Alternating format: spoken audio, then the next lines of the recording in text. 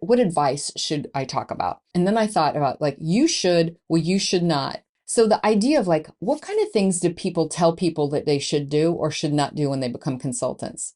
I immediately got a million ideas from that. And I made 12 episodes on that topic of consulting advice. But then it really helped me to plug into another vein, in the gold mine of ideas, like you can hit a wall and there's no more gold in it. And then you may have heard that there's like veins. So you like chip, chip, chip, chip, chip. And then like here was a whole vein of gold. Well, there were more ideas. And that's like 110 more episodes came out of that. Questions can do that for you. They can help you tap into those gold veins of idea and inspiration within yourself. They can help you to spark those ideas and get more value from those client conversations.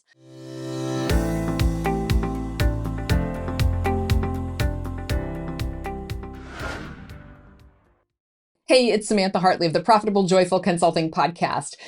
This is the first episode of season 16, which is amazing. I cannot believe I've made it this far. I'm super grateful to you for listening and for sending in questions and becoming clients, those of you who have done that. So I'm really just insanely grateful. And 16 is my favorite number.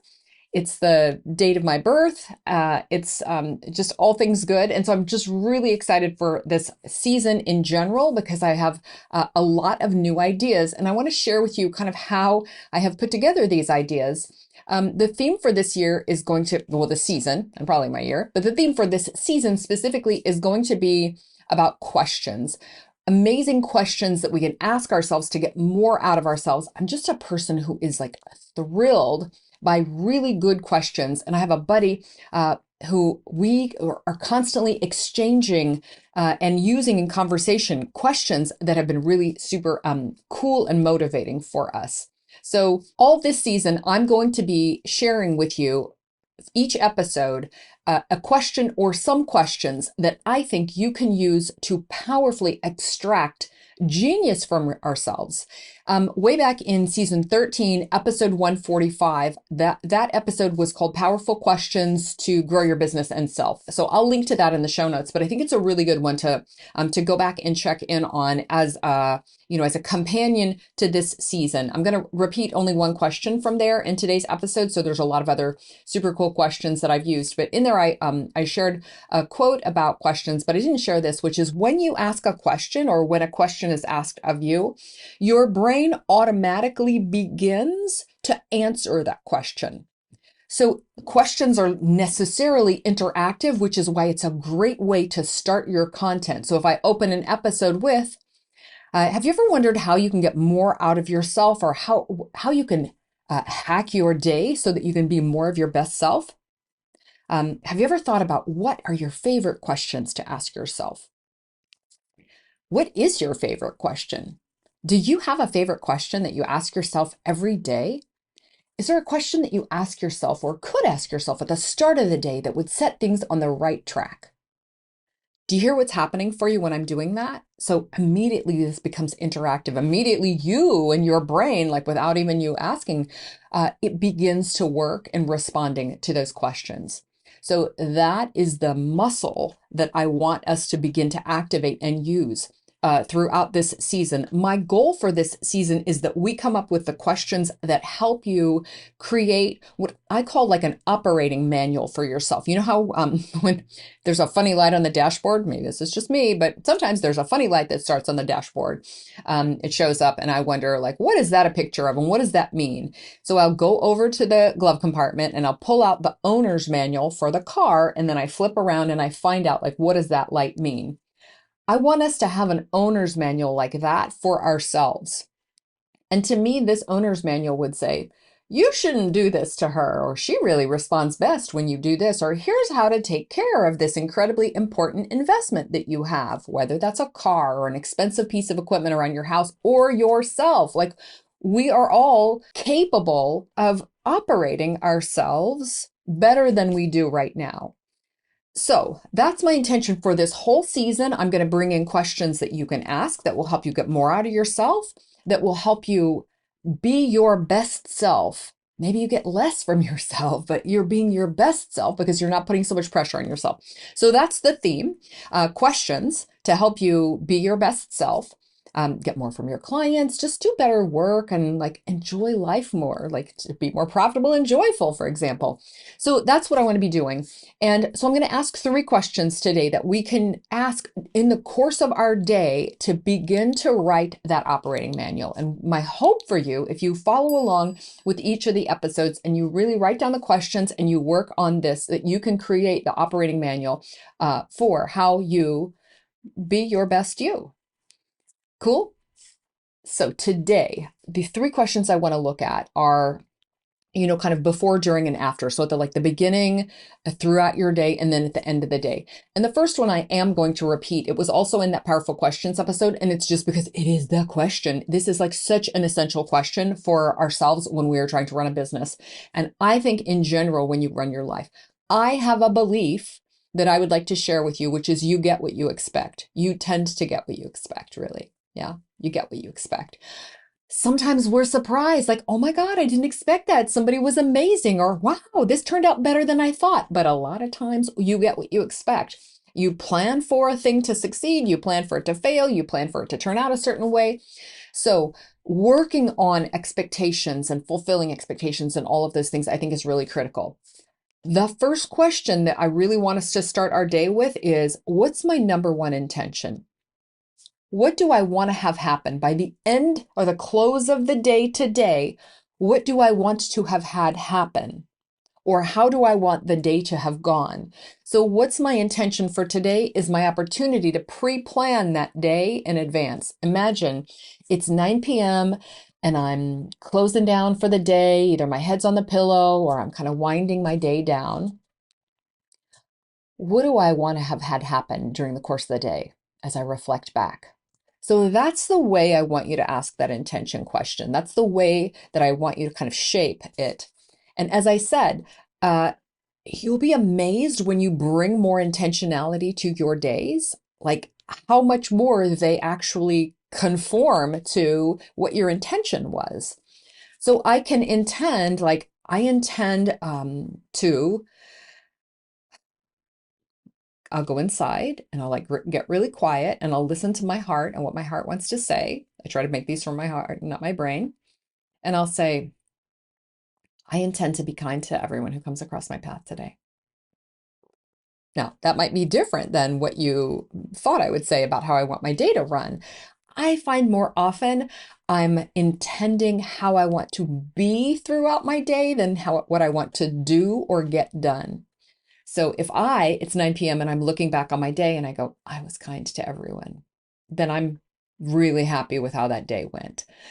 Or I might say, dang it, somebody triggered me again and I was not kind. I'm going to do better tomorrow. And then tomorrow I'm going to be kind to everybody today.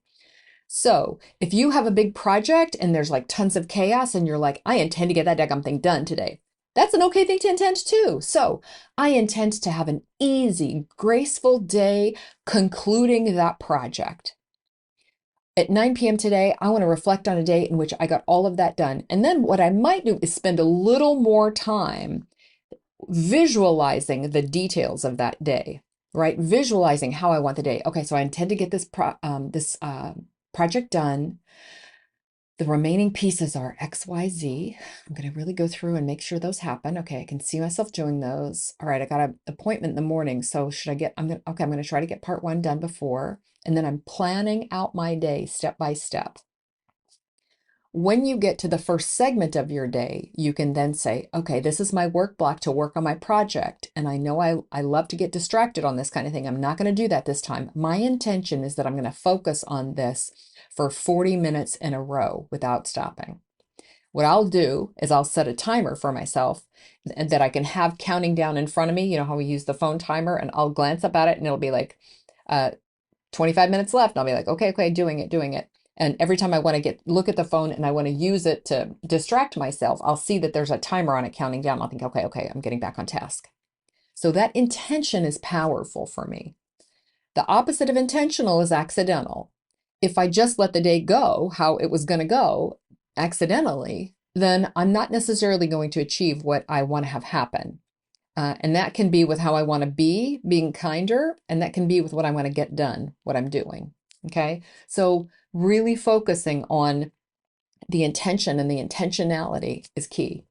And then to me, intention at the start of everything I do makes a huge difference. I start every meeting with a client. What's your intention for today? What did you want to get? What's the number one thing that we can achieve for you in the next 55 minutes? That's the way I love to start those meetings so that I'm clear what she's here for and I can deliver that. When people come to a discovery session with me, I will say, what's the number one thing you want to get out of today? You can do this throughout your days to make all of your life more intentional. And to me, this is a key part of your operating system and your owner's manual is intentionality. We make happen. We can make happen. You have the power to make happen what you want to have happen in your days with intention. The second piece here is the question that I can ask. How am I feeling right now? And how can I improve that?